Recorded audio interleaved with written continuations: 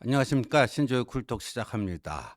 어제와 오늘요, 이른바 찌라시라고 하죠. 받은 글 밭 해가지고요. 예, 헌법재판소 대통령 탄핵 심판 일정과 관련해서요. 조금 고개가 갸우뚱해지는 그런 찌라시가 돌고 있는데, 이게 어느 정도 이 사실성이 있는 건지 한번 좀 살펴보도록 하겠습니다. 오늘 오전에 돈 거예요. 헌법재판소 탄핵 심판 동향 보고해서요. 오늘 목요일 제8차 변론이 열리고 있죠. 증인 신문이 있을 예정이에요. 조태용 국정원장, 김봉식 전 서울경찰청장, 그다음에 조성현 수방사 1경비단장, 그리고 조지호 전 경찰청장도 증인으로 채택됐는데 본인이 불출석 사유서를 내서요. 오늘 세 사람의 증인 신문이 예정되어 있습니다. 그런데 저 밖을 보면요. 2월 13일 8차 변론 그 다음 주에 보면요. 이후 최대 플러스 6일 심의 전망이라는 거예요. 이후 최대 플러스 6일. 그러면요. 오늘 2월 13일 플러스 6일이면 어떻게 됩니까? 19일이 되겠죠. 19일. 그러니까 19일 날 다 끝난다. 19일 날 변론 기일이 종료가 된다. 뭐 그런 얘기 아니겠습니까? 2월 19일 변론 기일 종료. 그러니까 오늘은 증인 신문만 하고 최후 변론을 다음 주 2월 18일 헌법재판소가 대통령 탄핵 이 재판 화요일하고 목요일 했지 않습니까? 그러니까 다음 주 화요일인 2월 18일에 최종 변론을 하고 마감하지 않겠느냐 하는 겁니다. 그리고 엊그저께 11일 7차 변론에서 대통령 측이 요청한 한덕수 국무총리 또 이경수 방첩사 참모장 증인 신청 요청을 헌법재판소가 이걸 기각을 했습니다. 기각을 했어요. 뭐 굳이 그렇게 뭐 증인으로 채택할 필요성이 떨어진다. 그러니까 이렇게 되면은 2월 18일에 이제 최종 변론을 하고 변론 기일이 종료가 되면 노무현 대통령 때, 그다음에 박근혜 대통령 때 그 전례를 보면 변론 기일이 종료되고 2주 안에 이제 최종 결정 탄핵 심판 선고가 있었다라는 거죠. 그러니까 빠르면 2월 28일 날 2월 말일에 선고할 수도 있다. 그러니까 지난 탄핵 심판 시 최종 변론 이후 2주인데 근데 2월 18일에서 2주면은 2월 28일은 넘어가죠. 한 뭐 3월 4일 뭐 이렇게 되는데 왜 굳이 이제 날짜를 2월 28일로 저렇게 썼는지는 모르겠고요. 그러면서 대다수 법조 출입 기자들은 변론 진행, 이제까지 변론이 진행되는 걸 관찰해 보니 이변이나 변수가 없어 보인다고 전원. 이변이나 변수가 없어 보인다. 그러니까 대통령 탄핵이 기각될 그런 가능성 없어 보인다. 뭐 이런 얘기입니다. 그래서 만약에 빨라서 2월 28일에 탄핵 심판이 선고가 되면은 60일 이내 조기 대선이니까 4월 29일 화요일에 4월 29일 화요일에 조기 대선이 가능하고 이건 조기 대선이니까 인수위 단계가 없다. 그래서 바로 다음 날인 4월 30일에 차기 대통령 임기가 시작되지 않겠느냐 뭐 이런 거고요. 그리고 맨 밑에는 이재명 선거법 재판 관련해 갖고요. 이재명 재판 대법원 최종 판결은 빠르면 5월 선고 전망이다. 빠르면 5월. 그런데 앞서서 4월 30일이면 차기 대통령 임기가 시작되는데 어떻게 되느냐? 그러니까 조기 대선 이전에 대법원 그 유죄 판결이 확정될 때는 당연히 출마 자격이 박탈돼서 출마를 못하게 되지만 항소심에서 또 1심과 똑같이 징역 1년, 집행유예 2년, 그러니까 이 선거권 피선거권 박탈령이 나온다 할지라도 대법원 최종 판결이 확정되지 않은 상태에서 출마해서 만약에 당선이 된다면 헌법 84조에 의거해서 대통령 당선 시에 대법원 판결을 한다는 것은 어렵다는 것이 중론이다.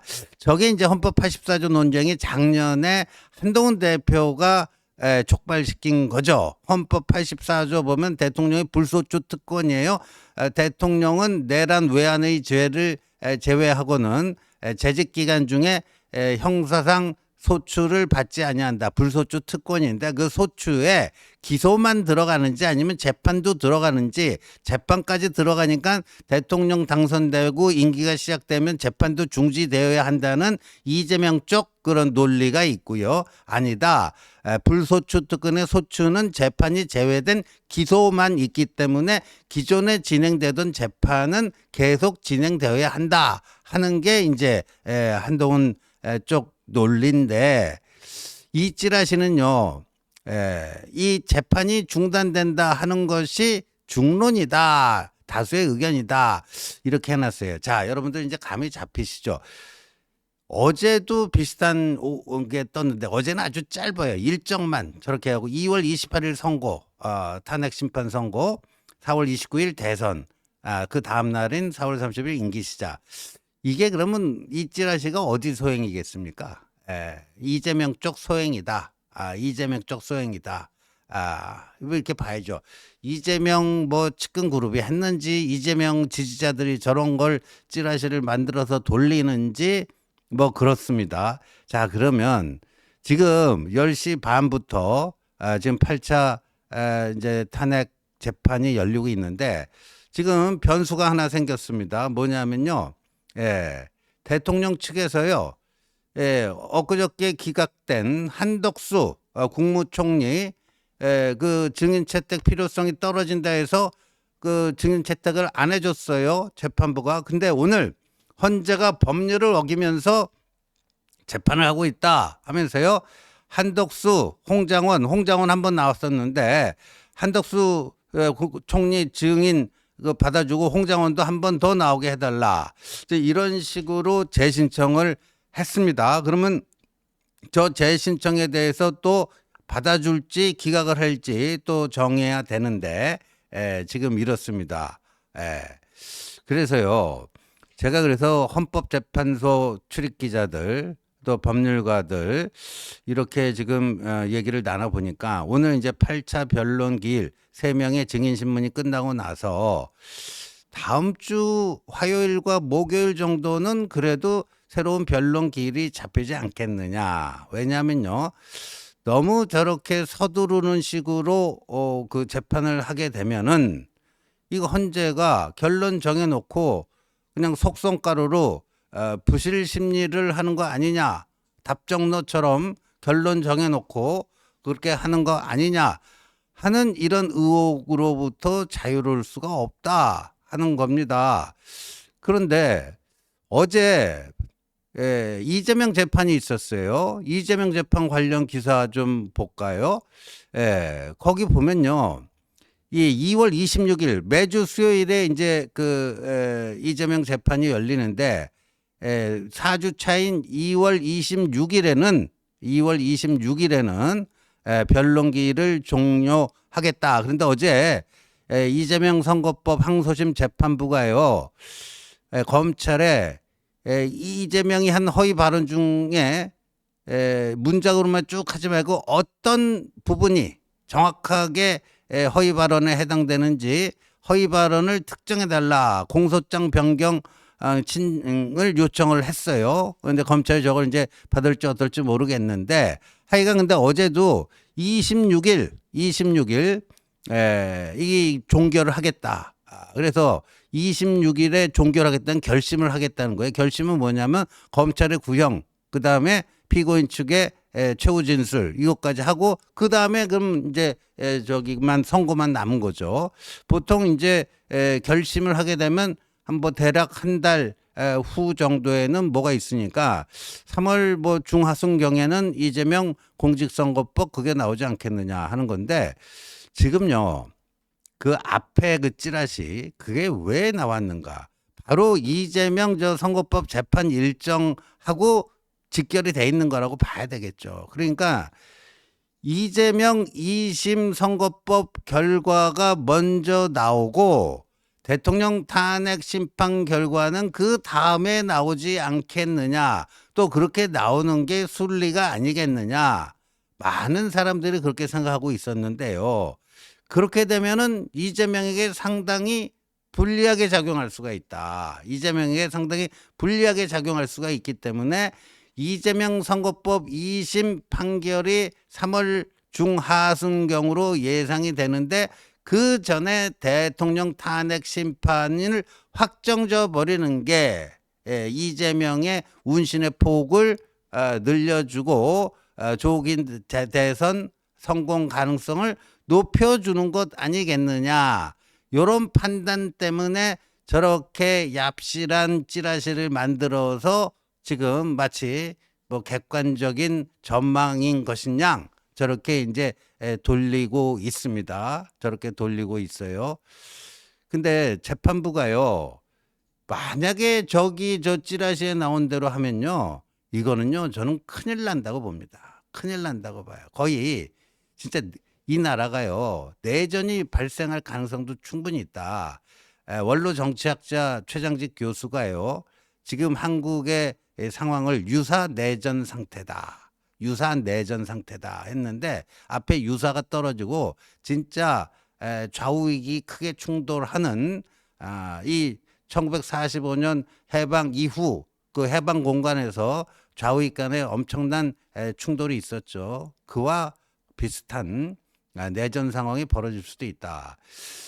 그 한 춘천지검장 현직 검사장이요. 이 굉장히 그 의미 있는 글을 엊그저께 썼습니다. 뭐냐면요. 이영림 춘천지검장인데요. 이영림 춘천. 이 절차를 존중하지 않는다 헌법재판소가. 그 일제시대 재판보다도 더 못하다.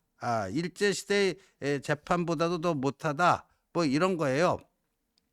안중근 의사가 이토 히로부미 암살로 검거돼서 일제 그 재판정에서 그 재판 받을 때 일제 재판부가 안중근 의사에게 최후 진술 기회를 줬는데 1시간 30분에 걸쳐서 최후 진술을 다 했다. 그랬더니 재판부가 안 의사가 스스로 할 말을 다 했으니 더 이상 할 말은 없다고 할 때까지 안중근 의사의 최후 진술 기회를 충분히 보장해 줬다. 그러면서 경청은 타인의 인생을 단죄하는 업무를 하는 법조인의 소양 중 기본인데 이번에 문영배가 진행하는 거 봤더니 대통령이 1분 50초 그것 좀 하자는데 그것도 그냥 대통령이 직접 못하게 하고 옆에 변호인을 통해서 하라는 둥.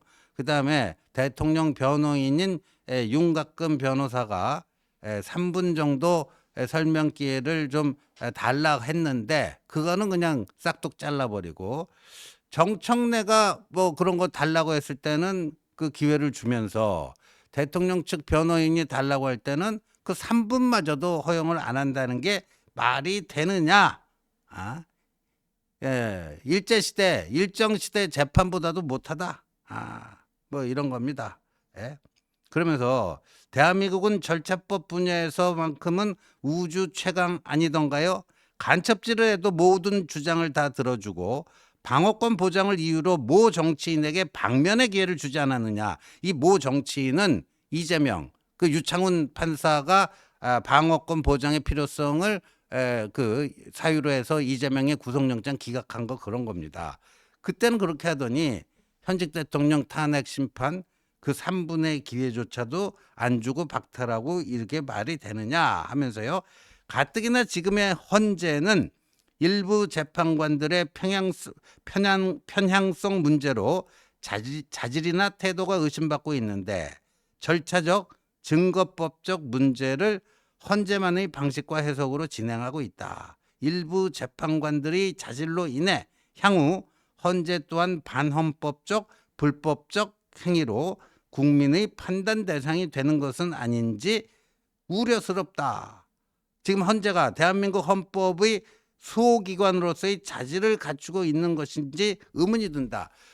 현직 검사장이 이런 정도의 글을 쓸 정도면요.